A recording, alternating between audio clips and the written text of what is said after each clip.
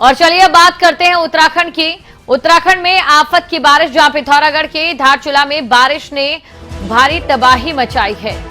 ये बड़ी खबर आपको बता रहे हैं, जुमा गांव के ऊपर आफत बरसी, कई घर बह गए। मौके पर राहत कार्य में टीमें जुटी हैं। रेस्क्यू के दौरान 3 शव भी बरामद किए गए और अभी तक कई लापता है। मुख्यमंत्री धामी ने घटना पर दुख जताया है। तो बड़ी खबर आपको हम बता रहे हैं, जुमा गांव के ऊपर बरसी आफत, कई घर यहां बह गए और 3 शव अभी बरामद भी किए जा चुके हैं। इसके अलावा कई लोग लापता बताए जा रहे हैं। तस्वीरें आप देख सकते हैं, मौसम का कहर किस कदर देवभूमि में बनकर टूट रहा है।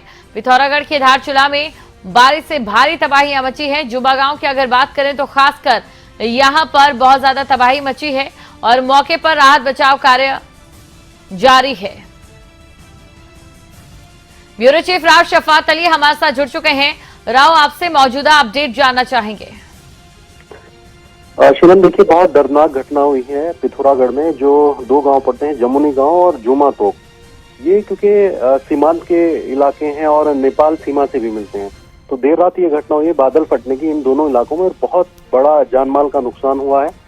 7 लोगों की इसमें मौत बताई जा रही है, लेकिन अभी तक 4 शव बरामद हुए हैं। जो आधिकारिक तौर पर पुष्टि की गई है उसमें 4 शव बरामद हैं और अभी 3 जो लोग हैं वो लापता हैं। जो 4 शव हैं उनमें 3 बच्चे हैं। बहुत दर्दनाक है कि छोटे बच्चे, 3 बच्चे, वो उनके शव अभी बरामद किए गए हैं। हालांकि जो टीम है, रेस्क्यू टीम, अभी वहां पर जुटी हुई है। जो आला अधिकारी हैं वो जुटे हुए हैं और अभी क्योंकि जो नदियां पड़ती हैं वहां पर, काली नदी है, गौरी नदी और सरयू नदी, इनका जलस्तर अभी बढ़ा हुआ है। हालांकि मौसम विभाग ने पहले ही चेतावनी दी थी कि 3 दिन तक लगातार इन इलाकों में बारिश रहेगी और ये अनुमान पूरी तरह से सही भी निकला। रेस्क्यू टीम अभी मौजूद है। कुछ जो शव है उनको बरामद कर लिया गया है। कुछ लोगों को बचाने की कवायद चल रही है और करीब 8 मकान ऐसे हैं जो पूरी तरह से जमींदोज हुए हैं। जी राव शफात, तो देखिए एक भारी नुकसान यहाँ पर हुआ है। फिलहाल क्या कुछ मौजूदा सहायता प्रशासन की ओर से दी जा रही है पीड़ित लोगों को? हाँ दीक्षिका, देखिए, रेस्क्यू चल रहा है और दीक्षिका, क्योंकि बहुत दिक्कतों का सामना यहाँ करना पड़ता है। अब बादल फटने से जो लिंक मार्ग हैं, मुख्य मार्ग हैं, वो पूरी तरह से टूट गए हैं। चॉपर से रेस्क्यू ऑपरेशन अभियान अभी जारी है और उन इलाकों में जो रूरल के इलाके हैं जहां ये नुकसान हुआ है, खाद्यान्न सामग्री की दिक्कत ना हो, इसको लेकर के खुद मुख्यमंत्री पुष्कर सिंह जो धामी है उन्होंने बात की है जिला अधिकारी से। जिला अधिकारी मौके पर मौजूद हैं। उन्होंने ये निर्देश दिए हैं मुख्यमंत्री ने कि किसी तरह की कोई भी दिक्कत वहां ना हो, कोई परेशानी ना हो और जो घायल है उनको तुरंत अस्पताल में भेजा जाए। तो लगातार मुख्यमंत्री भी नजर बनाए हुए हैं। जो आला अधिकारी हैं वो मौके पर मौजूद हैं और जो जिला अधिकारी हैं वो भी वहीं पर मौजूद हैं। राव, अभी देखिए यहाँ पर स्थिति काफी ज्यादा, ये कह सकते हैं कि चुनौतीपूर्ण भी है, क्योंकि उत्तराखंड की भौगोलिक स्थितियां भी आप बेहतर जानते हैं। ऐसे में रेस्क्यू ऑपरेशन को लेकर जानना चाहेंगे, क्या दिक्कतें भी इस समय पेश आ रही है टीमों को? हाँ शिवम, देखिए, बहुत सारी दिक्कतें हैं। जैसा मैंने बताया कि बहुत सारे मार्ग टूट चुके हैं। जो मुख्य मार्ग हैं वो टूट चुके हैं। जो SDRF की, NDRF की, SSB की टीमें हैं वो वहां पर मौजूद है। लेकिन राव, आपको रोकना चाहूंगी और हमारे साथ इस समय हरीश धामी, स्थानीय विधायक, जुड़ चुके हैं। सर, जानना चाहेंगे आपसे फिलहाल क्या कुछ कोशिशें की जा रही है रेस्क्यू ऑपरेशन को लेकर भी? देखिए, सुबह से जिला प्रशासन, तहसील प्रशासन सारा लगा हुआ है और काफी समस्याओं का वो है जो है सामना करना पड़ रहा है और जिला अधिकारी खुद उस जगह पर मुस्तैद है और प्रशासन अपनी तरफ से पूरा लगा हुआ है। देखते हैं, क्योंकि प्रकृति के साथ लड़ पाना किसी का संभव नहीं है, लेकिन फिर भी कोशिश कर रहे हैं जो जनहानि हुई है और वहाँ के लोगों को सुरक्षित पहुंचाया जा सके और जनता को राहत दिया जा सके। तो उसके लिए जिला प्रशासन, तहसील प्रशासन लगी और माननीय मुख्यमंत्री जी भी बराबर उस पर मॉनिटरिंग कर रहे हैं, कोशिश कर रहे हैं कि वो भी वहाँ पर पहुँच सके। हरीश जी, जनता को, जो स्थानीय लोग हैं, उन्हें कोई निर्देश भी दिए गए हैं इस बीच? देखिए, जनता तो खुद ही अलर्ट रहती है और इससे पहले से धारचूला विधानसभा जो है आपदाग्रस्त क्षेत्र रहा है और मैं तो ये कह सकता हूँ कि बरसात के समय में मेरे ख्याल से लोग एक आध घंटे से ज्यादा सो भी नहीं पाते होंगे, क्योंकि हर हमेशा चिंता बनी रहती है कि कब कहाँ से आपदा आ जाए। तो लेकिन उस पर लगे हैं लोग सारे, उस पर जो है तत्परता से काम कर रहे हैं। हमारे स्वयं से संस्थाएं हैं वो सब काम कर रहे हैं। जी, इस समय देखिए हरीश जी, जो नदियों का जलस्तर है वो बढ़ रहा है, नदियां उफान पर हैं, तो ऐसे में आपके विधानसभा क्षेत्र में भी क्या कुछ ऐसे गांव हैं जो अभी खतरे की जद में हैं? जी हाँ, पिछले 2017 से लेके अभी तक जो गांव खतरे के निशान में, हमारा धारचूला प्रॉपर ही जो है खतरे के निशान में है ये तो मैं कहूंगा कि सरकार के जो है पिछले जो मुख्यमंत्री थी उनके नाकामयाबी कहूंगा कि उन्होंने धारचूला क्षेत्र को भी जो है राजनीतिक द्वेष भावना से उसकी ओर ध्यान नहीं दिया। अगर तटबंध बने होते तो निश्चित तौर पर हमारा NH-50 से लेकर धारचूला का एरिया जो आज खतरे की जद में है उसको जो है हम बचाने की पूरी कोशिश कर सकते थे। जी हरीश जी, देखिए आप भी देवभूमि से जुड़े हैं और ऐसे में आप भी ये बेहतर जानते हैं कि हर साल यहाँ पर इस तरह की घटनाएं होना, प्राकृतिक आपदाएं होना कोई नई बात नहीं है, लेकिन फिर भी क्या इस चीज की जरूरत महसूस होती है कि जियोलॉजिकल टीम यहाँ पर आए और उन जगहों को चिन्हित किया जाए जहां पर खतरा अभी भी बरकरार है? बिल्कुल, इसके जो है पूरा एक बार जो है मैप बना लिया जाना चाहिए कि कौन कौन से क्षेत्र खतरे में है और उनको जो है पुनर्वासित करना चाहिए। दूसरा, सरकार ने जो है तटबंध का निर्माण कर देना चाहिए ताकि वहां पे नदी से जो बार बार भू कटाव होता है और बाद में अचानक उससे जो है आपदा आने के कारण काफी जनमानस को नुकसान हो रहा है। तो निश्चित तौर पर मेरा यही मानना है कि और जो केंद्र सरकार की एजेंसियां हैं वो मैं देख रहा हूँ कि 2017 से अभी तक जिला प्रशासन की भी बातों को सुनते नहीं है। धारचूला का ही मामला है, 2 महीने से ज्यादा का समय हो गया, हम तपाव घाट से धुबला तक का सड़क नहीं खोल पाए जो BRO के अधीनस्थ है, और उसी तरह CPWD का जो काम चल रहा है उससे हमारा पूरा धारमा क्षेत्र का जो उच्च हिमालय क्षेत्र है वो भी प्रभावित है। तो मेरा ये मानना है कि केंद्र सरकार ने सख्त निर्देश करना चाहिए कि भाई ऐसी एजेंसियां हैं उनको राज्य सरकार के जो है द्वारा ही संचालन होना चाहिए ताकि तो बेहतरीन तरीके से काम कराया जा सके। हरीश जी, देखिए आप एक जनप्रतिनिधि हैं, विधायक हैं, ऐसे में आपसे जानना चाहेंगे आपकी ओर से पीड़ितों की क्या कुछ मदद की जा रही है? देखिए, प्रशासन और सरकार पूरी तरह से मुस्तैद है। निश्चित तौर पे अभी देखते हैं कितना नुकसान है, उसका आकलन होगा, उसी के बाद ही माननीय मुख्यमंत्री जी से वार्ता करेंगे कि भाई कहाँ पे क्या मदद की जा सकती है उनको, और माननीय मुख्यमंत्री जी इसमें नजर बनाएंगे।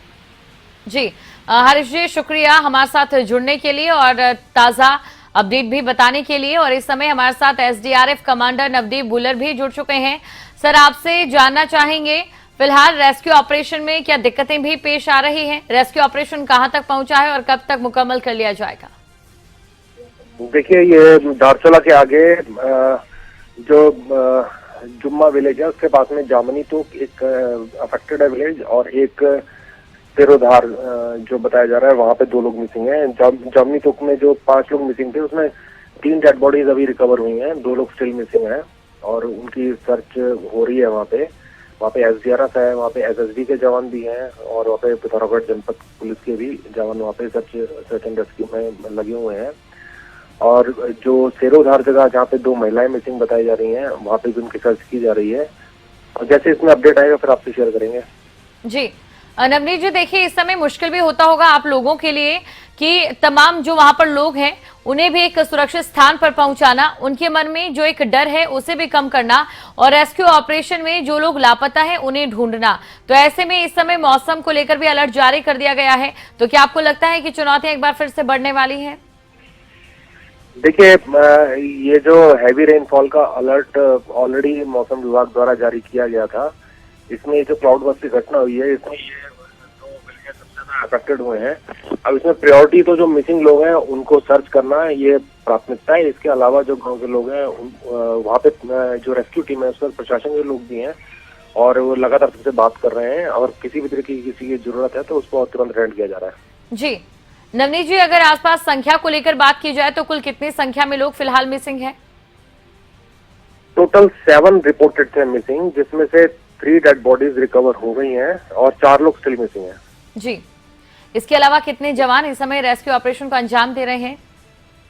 देखिए, हमारी धारचूला वाली सब टीम ऑलरेडी मौके पे है। उसके अलावा अस्कोट पानागढ़ में जो SDRF का डिटैचमेंट रहता है उसको वहाँ के लिए रवाना कर दिया गया था दूसरी लोकेशन के लिए, और सैटेलाइट फोन से प्रयास करने उनसे बात करने का। दूसरी टीम से हमारी बात नहीं हुई है, पहली टीम ने भी रिपोर्ट किया है, तो उन्होंने जो रिपोर्ट किया है वही मैं आपको बता रहा हूँ कि जो 3 डेड बॉडीज रिकवर हुई हैं, और उसके अलावा SSB का कंपोनेंट है, डिस्ट्रिक्ट पुलिस का एडमिनिस्ट्रेशन है, वहाँ पे सब लोग रेस्क्यू में लगे हुए हैं। जी शुक्रिया नवनीत बुलर हमारे साथ जुड़ने के लिए, और ये जो तमाम जानकारी आपने दर्शकों तक पहुंचाई। तो देखिए, प्रशासन की ओर से कोशिश की जा रही है कि जल्द से जल्द जो लोग मिसिंग हैं लापता हैं उन्हें ढूंढा जाए। ब्यूरो चीफ राव शफात अली हमारे साथ लगातार बने हुए हैं। तो राव, देखिए कोशिशें लगातार की जा रही है, वहीं दूसरी तरफ इस कोशिश को भी कहना गलत नहीं होगा कि सबसे पहले जो प्रायोरिटी है उन लोगों की रहती है जो इससे प्रभावित हैं या मिसिंग है। लेकिन ऐसे में इस समय आम जन के बीच क्या माहौल है, ये आपसे समझना चाहेंगे। हाँ दीपशिका, देखिए अभी डर का और दहशत का माहौल है। हालांकि कुछ इलाके जो धारचूला के आसपास के, जैसे जुमा तोक है, जमुनी गांव है, तो ये वो इलाके हैं जो पहले से ही यहाँ से विस्थापन किया जाना चाहिए था, जिनका बहुत खतरे की जद में इस तरह के गांव रहते हैं। अभी हरीश धामी जो विधायक है कांग्रेस के, वो बता जरूर रहे थे कि कुछ इलाके ऐसे हैं, लेकिन सरकारें उनकी भी रही हैं उत्तराखंड में, लेकिन तब ये ध्यान नहीं देते। तो कह सकते हैं कि राजनीति भी इस पर होती रही है। अब ऐसे जो क्षेत्र हैं उनको चिन्हित किया जाना चाहिए जो खतरे की जद में रहते हैं इस तरह से, उनको कहीं विस्थापन उनका करना चाहिए, ये सबसे बड़ी बात है। हालांकि देखिए अभी रेस्क्यू प्रायोरिटी पर चल रहा है, बहुत सारी टीमें वहां पर मौजूद हैं, खुद जिला अधिकारी मौजूद हैं, एडीएम एसडीएम वहां पर मौजूद हैं, लेकिन रेस्क्यू में बहुत दिक्कतों का सामना करना पड़ रहा है दीपशिका। दूरस्थ के इलाके हैं, सड़कें बहुत अच्छी नहीं है, और जो सड़कें हैं वो टूट चुकी हैं दीपशिका। अब एक हेलीपैड बनाने की बात भी चल रही है, लेकिन हेलीपैड इतनी जल्दी तो नहीं बनाया जा सकता, पर हाँ टेम्परेरी तौर पर एक जो है निर्माण अभी चल रहा है वहां पर। लेकिन सबसे अहम बात है कि अस्पतालों की वहां पर कोई सुविधा इस तरह की नहीं है, बहुत दूर जाना पड़ता है, जिला अस्पताल में आना पड़ता है। तो ये सब जो बेसिक दिक्कतें हैं इनका निराकरण सरकार को करना चाहिए। हालांकि खुद अब जो मुख्यमंत्री हैं वो नजर बनाए हुए हैं ऐसे क्षेत्रों में, और लगातार फोन से वार्ता कर रहे हैं जिलाधिकारी से, एडीएम से, एसडीएम से, और तमाम जानकारियां भी ले रहे हैं। जी राव, देखिए हर साल की यही कहानी है, हर जगह बस पानी पानी और आफत में लोगों की जिंदगानी। ऐसे में क्या सरकार कितनी गंभीर नजर आती है, ये सवाल तब खड़ा होता है जब ये मालूम पड़ता है कि अभी तक इन तमाम चीजों को लेकर कोई स्थायी हल ना निकल पाया हो। हाँ दीपशिका, देखिए उत्तराखंड में इस तरह की आपदाएं बहुत भयावह होती हैं, बहुत दर्दनाक होती हैं, और बहुत सारी ऐसी आपदाएं हैं जो उत्तराखंड ने देखी हैं। समय समय पर इस तरह की आपदाएं आती रही हैं, लेकिन अभी कोई ऐसा पक्का खाका सरकारों के पास नहीं है। हालांकि मौसम विभाग जरूर अलर्ट करता है, येलो अलर्ट या रेड अलर्ट पर डालता है, तब हर एक जिलाधिकारी को सतर्क किया जाता है, टीमों को सतर्क किया जाता है। लेकिन हाँ, एक अच्छी बात जरूर है कि अब उत्तराखंड में एसडीआरएफ है। पहले एनडीआरएफ के भरोसे ही रहा जाता था उत्तराखंड में, लेकिन पूर्व की सरकारों ने ये अच्छा काम किया, उस समय कांग्रेस की सरकार थी, तो एसडीआरएफ का निर्माण किया। तो ये जो एक रेस्क्यू टीम है, ये देवदूत की तरह उत्तराखंड में मानी जाती है। अभी नवनीत भुल्लर अभी इसके कमांडेंट हैं और बहुत शिद्दत के साथ काम करते हैं। आज सुबह जैसे ही सूचना एसडीआरएफ के पास पहुंची तो तुरंत जो टीम है, जो टुकड़ी है, वो घटनास्थल पर पहुंच गई थी। तो कुछ चीजें अच्छी भी हैं दीपशिका, नहीं कह सकते कि ऐसा नहीं, कुछ नहीं किया सरकारों, लेकिन हाँ कुछ काम अभी ऐसे हैं जो बहुत करने बाकी हैं। सरकारों को गंभीरता से सोचना होगा, उन इलाकों का विस्थापन करना होगा जो खतरे की जद में रहते हैं। दीपशिका, शुक्रिया राव इस तमाम जानकारी को दर्शकों तक पहुंचाने के लिए। तो देखिए पिथौरागढ़ की अगर बात करें तो रेस्क्यू के दौरान अब शव बरामद हुए हैं। जो मिसिंग लोग हैं उन्हें ढूंढने की कवायद तेज कर दी गई है। चेन्स के इस जिस तरीके का वो चल रहा है, इसका सबसे दुष्प्रभाव इन्हीं इलाकों को पड़ रहा है। और आज जब हरीश धामी सुबह रोते रोते मुझे बता रहे थे कि क्या हो गया, हर साल रोना पड़ता है हमको, हर साल रोना पड़ता है। मैं जुम्मा के अपने उन भाई बहनों को, बच्चे भी हैं उनमें, जो काल कलवित हो गए मलबे के नीचे दब करके, मेरी भगवान उनकी आत्मा को शांति दे और हमें क्षमा करें। प्रकृति का प्रकोप है और सरकार से मेरा आग्रह है कि राठी, जुम्मा, ग्वाल गांव, ये दूसरे ये एरिया भी खतरे के अंदर जद में है। दूसरे एरियाज जहां पिछली बार आपदा आई थी वो एरिया भी खतरे के जद में है। बहुत उस एरिया के अंदर खतरा है, उसका एक व्यापक आंकलन करके एक बचाव ऐसे कैसे जो है सुरक्षा उपाय किए जाए, उसकी रणनीति बननी चाहिए। तो भी आपने सुना, और जिस तरीके से इनकी ओर से कहा गया कि देखिए विधायक ने भी इन्हें फोन किया और एक बार फिर से उस व्यथा को व्यक्त किया जो हर साल उत्तराखंड के भौगोलिक क्षेत्र में बसे ऐसे इलाके सहते हैं। तो उत्तराखंड में बारिश आफत बनकर बरस रही है। पिथौरागढ़ में 4 दिन लगातार बारिश के बाद रविवार दिन में साफ रहे मौसम ने रात को रौद्र रूप दिखाया।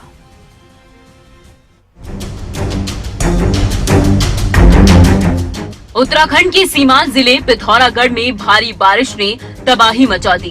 धारचूला के जुम्मा गांव और जामुनी तोक में लगभग 5 और सिड़ोया तोक में 2 आवासीय मकान क्षतिग्रस्त हो गए।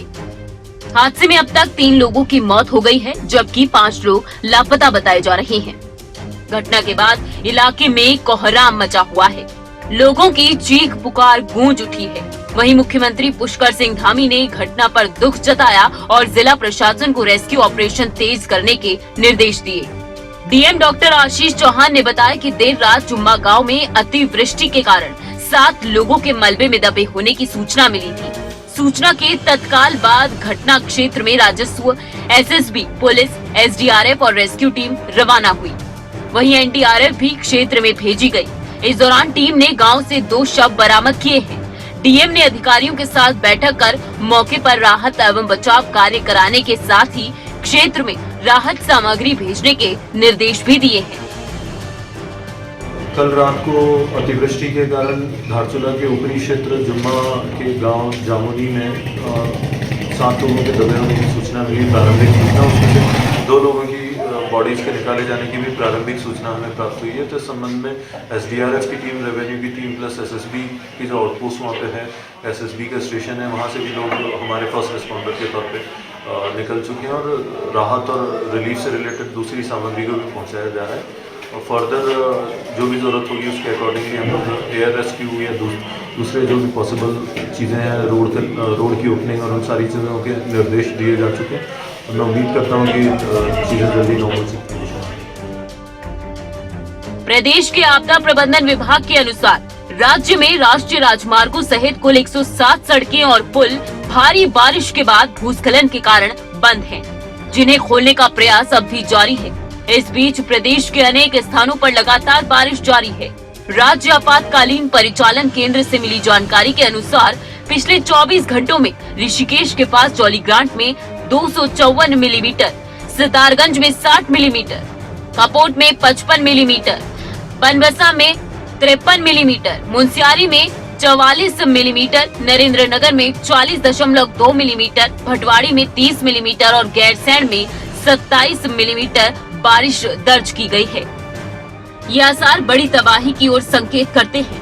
अगर वक्त रहते इससे निपटने की व्यवस्था नहीं की गई तो कोई बड़ी तबाही भी आ सकती है। राव शफात अली, देहरादून, खबरें अभी तक।